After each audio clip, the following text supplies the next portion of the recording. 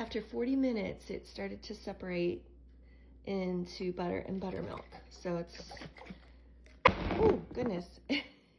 So it's finally separated, and I just have to shake it a little bit longer before you can take out the butter and rinse it in cold water, pour out your buttermilk, and keep it in the refrigerator. Add salt to the butter if you want to, but that's what it looks like. That's what it looks like.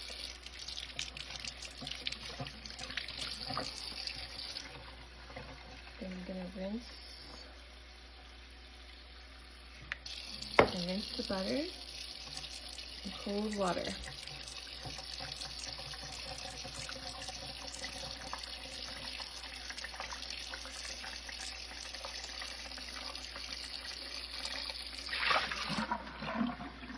Some more butter.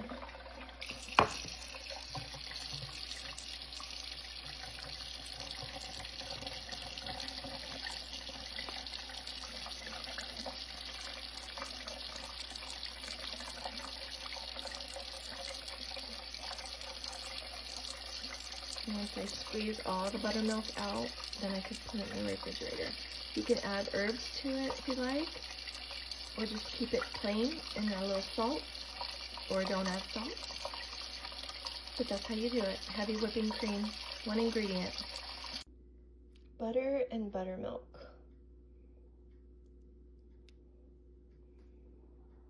Shaken for, I'd say 50 minutes completely. Total to make it look like that.